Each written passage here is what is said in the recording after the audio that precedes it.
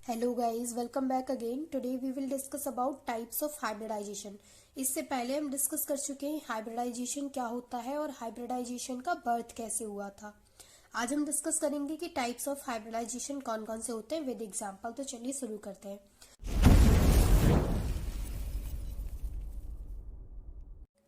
तो देखिए sp hybridisation में क्या होगा कि एक s ऑर्बिटल और एक p ऑर्बिटल आपस में इंटरमिक्स करेंगे। इंटरमिक्स करने के बाद जो न्यू दो ऑर्बिटल बनेंगे उनका नाम रखा जाएगा sp। इनका नाम sp क्यों रखा गया? क्योंकि जो दो ऑर्बिटल आपस में इंटरमिक्स कर रहा है उनमें से एक s है और एक p है, इस वजह से इनका नाम हो गया sp हाइब्रिड ऑर्बिटल्स। ठीक है, अब इसकी जो शेप होती है sp हाइब्रिडाइजेशन की जो शेप होती है वो ऐसी होती है, लीनियर शेप होती है और उसके बीच का एंगल होता है 180 डिग्री। तो आपको शेप तो इनकी याद रखनी पड़ेगी। sp हाइब्रिडाइजेशन की जो शेप होती है वो होती है लीनियर शेप। ठीक है, और इसका एग्जाम्पल है यहाँ पर BeF2। तो चलिए इस एग्जाम्पल को देखते हैं कि BeF2 कैसे शो कर रहा है sp हाइब्रिडाइजेशन। तो देखिए BeF2 का मतलब है कि जो बेरिलियम है ये दो फ्लोरीन के साथ क्या करेगा, ओवरलैप करेगा। किस तरीके से करेगा देखिए।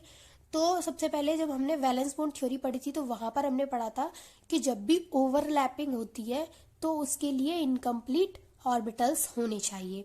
ठीक है, तो अब बेरिलियम के पास दो इनकम्प्लीट ऑर्बिटल होने चाहिए ताकि वो दो फ्लोरीन के साथ ओवरलैप कर सके। तो क्या होगा, बेरिलियम का एटॉमिक नंबर होता है 4, 1s2 2s2 2p0। ठीक है, फ्लोरीन अब दो फ्लोरीन के साथ ओवरलैप करेगा तो फ्लोरीन का एटॉमिक नंबर होता है 9 और उन दोनों का एटॉमिक नंबर हो गया ये। इलेक्ट्रॉनिक कॉन्फ़िगरेशन हो गया 1s2 2s2 2p5, 1s2 2s2 2p5। इनको इनमें ऑर्बिटल्स में फिल कर दिया। तो जो ये वाली फ्लोरीन है इसका एक p इनकम्प्लीट है और ये वाली फ्लोरीन है इसका भी एक p इनकम्प्लीट है। तो अब इन दोनों p के साथ ये बेरिलियम ओवरलैप करेगा। लेकिन बेरिलियम का तो एक भी इनकम्प्लीट है ही नहीं है क्योंकि इसका 1s वाला भी कंप्लीट है और 2s वाला भी कंप्लीट है और p वाले में एक भी इलेक्ट्रॉन है ही नहीं। तो अब ये बेरिलियम इसके साथ ओवरलैप कैसे करेगा? तो क्या होगा कि ये ग्राउंड स्टेट में है तो क्या होगा, यहाँ से ये एक इलेक्ट्रॉन s वाला p को दे देगा। जब s वाला एक इलेक्ट्रॉन p को दे देगा तो इसको बोला जाता है एक्साइटेड स्टेट। यानी कि ये ग्राउंड स्टेट से जब ये एक इलेक्ट्रॉन यहाँ से जंप करके इस वाले ऑर्बिटल में आ जाएगा तो उस जो इस ऑर्बिटल में जब आएगा तो उसको बोला जाएगा एक्साइटेड स्टेट। तो क्या होगा यहाँ पर कि ये एक s और एक p दोनों में एक एक इलेक्ट्रॉन हो जाएगा। ये वाला जो s के दोनों इलेक्ट्रॉन है इसका एक इलेक्ट्रॉन p के अंदर आएगा तो दोनों के पास एक एक इलेक्ट्रॉन हो जाएगा। आपस में इंटरमिक्स कर लेंगे तो sp, तो यहाँ पर आपस में इंटरमिक्स कर लिया तो जो फॉर्मेशन हुआ है दो न्यू ऑर्बिटल्स का उनका नाम हो गया sp। और दोनों ऑर्बिटल में अब ये जो दोनों ऑर्बिटल हमारे पास आएंगे ये दोनों इनकम्प्लीट हैं। अब ये फ्लोरीन के साथ क्या कर सकते हैं, ओवरलैप कर सकते हैं। तो अब ये वाला इसके साथ कर लेगा यानी ये एक फ्लोरीन इसके अंदर आ जाएगा और एक फ्लोरीन इसके अंदर आ जाएगा तो दोनों फ्लोरीन यहाँ पर सेट हो जाएंगे। तो इसी तरीके से sp हाइब्रिडाइजेशन होता है। उसमें सिर्फ इतनी सी बात है sp हाइब्रिडाइजेशन में कि जितना पीछे वाला दे रखा है ओवरलैप हमें जितने, जैसे बेरिलियम है और ये फ्लोरीन है तो जितने फ्लोरीन दे रखे हैं, अगर 3 दे रखे हैं तो हमें बेरिलियम के अंदर क्या करना पड़ेगा, 3 इनकम्प्लीट ऑर्बिटल्स बनाने पड़ेंगे क्योंकि ओवरलैपिंग तभी पॉसिबल होती है जब हमारे पास इनकम्प्लीट ऑर्बिटल्स होते हैं। चलिए आगे देखते हैं तो और अच्छे से क्लियर होगा आपको कि किस तरीके से होता है ओवरलैपिंग और हाइब्रिडाइजेशन। अब ये देखिए सेकंड नंबर है इसका sp2 हाइब्रिडाइजेशन। फर्स्ट टाइप हमने पढ़ा था sp हाइब्रिडाइजेशन जिसमें एक s था और दो p थे। अब ये है sp2 हाइब्रिडाइजेशन। तो जैसे कि नाम से ही शो हो रहा है sp2 यानी एक s होगा और p 2 होंगे, एक s होगा दो p होंगे। तो जब एक s ऑर्बिटल दो p ऑर्बिटल के साथ इंटरमिक्स करके न्यू ऑर्बिटल का फॉर्मेशन करता है तो उसका नाम होता है sp2। कितने ऑर्बिटल आपस में इंटरमिक्स कर रहे हैं तो 1 2 3। तो जो आने वाले जो न्यू ऑर्बिटल्स हाइब्रिड ऑर्बिटल्स होंगे वो भी 3 ही होंगे, उनका भी नंबर 3 ही होगा। ठीक है, तो sp2 हाइब्रिडाइजेशन में एक s और दो p आपस में इंटरमिक्स करते हैं और न्यू ऑर्बिटल्स का फॉर्मेशन करते हैं। अब देखिए इसकी जो शेप होती, इसकी जो ज्योमेट्री होती है वो होती है ट्राई एंगुलर प्लेनर और इसके बीच का जो एंगल होता है वो होता है 120 डिग्री। ज्योमेट्री है ट्राई एंगुलर प्लेनर। अब इसका एग्जाम्पल देखते हैं तो इसका एग्जाम्पल है यहाँ पर BF3। तो ये जो बोरोन है इसके पास क्या होना चाहिए, इसके पास 3 इनकम्प्लीट ऑर्बिटल होने चाहिए ताकि ये F3 के साथ तीनों फ्लोरीन को अपने अंदर रख सके। यानी अपने ऑर्बिटल के अंदर फिल करवा सके। तो क्या होगा यहाँ पर कि बोरोन का तो एटॉमिक नंबर होता है 5, तो 1s2 2s2 2p1। जब इसका हम ऑर्बिटल में इसको हम फिल करेंगे तो यहाँ पर 2 इलेक्ट्रॉन तो ये आ गए, लेकिन p में सिर्फ 1 इलेक्ट्रॉन है। तो बोरोन के पास तो सिर्फ एक इनकम्प्लीट ऑर्बिटल है, तो ये अब बोरोन कैसे करेगा ओवरलैप, जबकि हमें कितने चाहिए, बोरोन के पास कम से कम 3 इनकम्प्लीट ऑर्बिटल्स होने चाहिए ताकि वो इस F3 के साथ क्या कर सके, ओवरलैप कर सके। तो अब क्या होगा कि ये ग्राउंड स्टेट से एक्साइटेड स्टेट में जाएगा, तो यहाँ से एक इलेक्ट्रॉन जंप करके इसमें चला जाएगा, इसमें चला जाएगा तो एक ये भी इनकम्प्लीट हो जाएगा, ये भी और ये भी, तो 3 हमारे पास इनकम्प्लीट ऑर्बिटल आ जाएंगे और ये आपस में इंटरमिक्स करेंगे तो इनका नाम हो जाएगा sp2, क्योंकि ये s है और 2 p, एक s और ये 2 p आपस में इंटरमिक्स करेंगे तो नाम हो जाएगा sp2।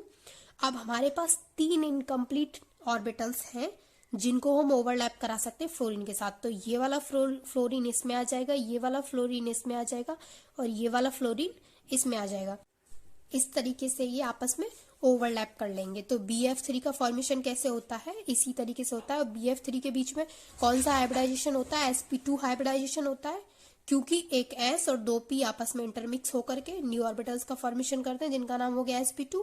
और फिर ये फ्लोरीन के जो फ्लोरीन है यहाँ पर 3 इनकम्प्लीट ऑर्बिटल्स, ये उससे ओवरलैप कर लेते हैं। अब थर्ड है sp3 हाइब्रिडाइजेशन। अब जैसे हमने पढ़ा था sp में एक s एक p, sp2 में एक s 2 p, sp3 में एक s 3 p। तो वैसे यहाँ पर एक s और 3 p आपस में इंटरमिक्स करेंगे और न्यू ऑर्बिटल्स का फॉर्मेशन करेंगे, उनका नाम रखा जाएगा sp3 sp3 sp3। sp3 की जो शेप होती है वो होती है टेट्राहीड्रल, यानी sp3 हाइब्रिडाइजेशन में जो शेप होती है वो होती है टेट्राहीड्रल और उसके बीच का जो बॉन्ड एंगल होता है वो होता है 109 डिग्री 28 मिनट। अब इसका एक एग्जाम्पल है CH4।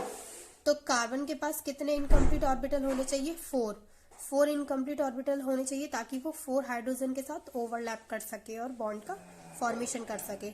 तो यहाँ पर क्या होगा, कार्बन का एटॉमिक नंबर होता है 6, तो इसका इलेक्ट्रॉनिक कॉन्फ़िगरेशन हो गया 1s2 2s2 2p2। इनको हमने इसमें ऑर्बिटल्स में फिल कर लिया, तो s वाला कम्प्लीटली फिल हो गया, 2s वाला कम्प्लीटली, और 2p वाला जो p वाला है इसका इसमें 2 इलेक्ट्रॉन आ गए।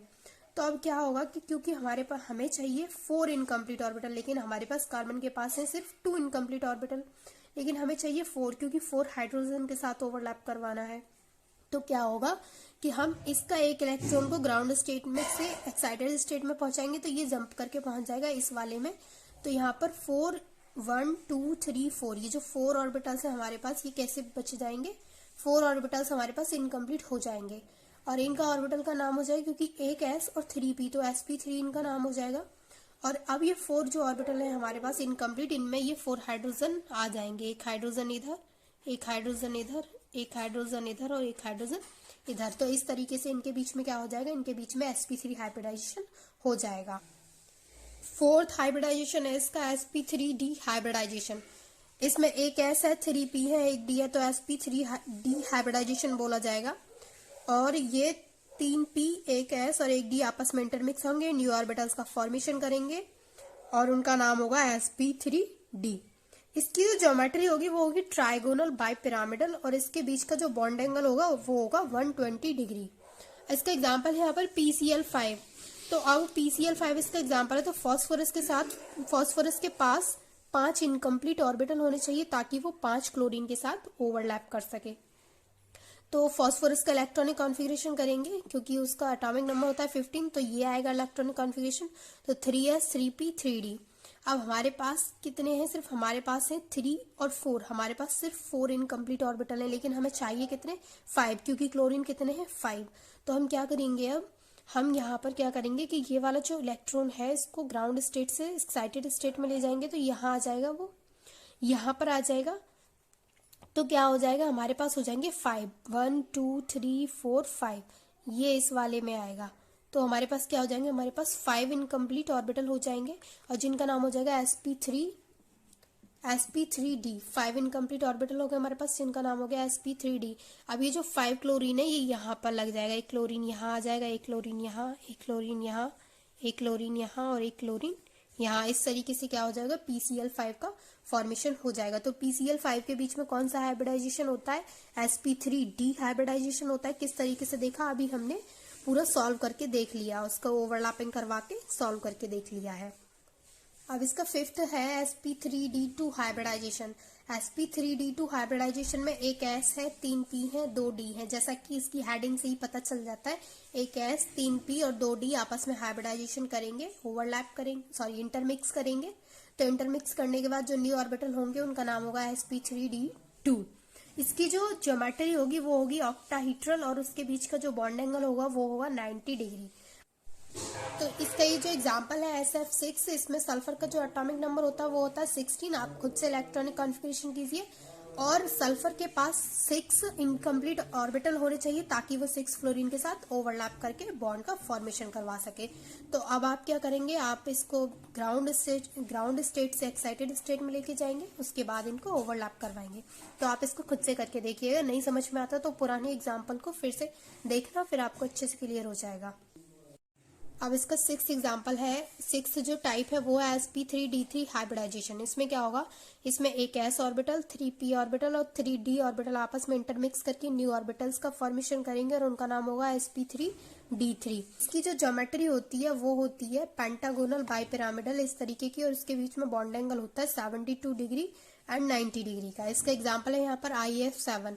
इसी तरीके से ये जो आयोडीन है इसका एटॉमिक नंबर होता है 53। तो 5s 5p वाला लेना पड़ेगा आपको क्योंकि 53 होता है। तो 2s या 3s वाले से काम नहीं चलेगा, 5s 5p वाला लेंगे। तो आयोडीन के पास हमें कितने ऑर्बिटल्स इनकम्प्लीट चाहिए, हमें चाहिए 7, क्योंकि फ्लोरीन 7 है और हमें 7 फ्लोरीन के साथ क्या करवाना है, 7 फ्लोरीन के साथ ओवरलैप करवाना है। तो हम क्या करेंगे, इसको 5s, यहाँ पर हमारे पास कितने, हमारे पास सिर्फ एक ऐसा ऑर्बिटल है जो इनकम्प्लीट है, तो हम डी वाला भी लिखेंगे यहाँ पर और फिर इनको सबको एक्साइटेड स्टेट में लेके जाएंगे, फिर उनको इंटरमिक्स करवा करके फ्लोरीन को सब में फिल कर देंगे। तो यहाँ पर 7 हमारे पास जो ऑर्बिटल है वो इनकम्प्लीट आ गए हैं। अब ये जो फ्लोरीन है ये सब में फिल हो जाएगा इस तरीके से। अब सभी में फ्लोरीन फिल हो गया है, तो इस तरीके से इसके बीच में बॉन्ड का फॉर्मेशन हो गया। तो ये इस तरीके से हो गया sp3d3 हाइब्रिडाइजेशन। आई होप कि आपको सारे अच्छे से क्लियर हो गए होंगे and thanks for watching this video.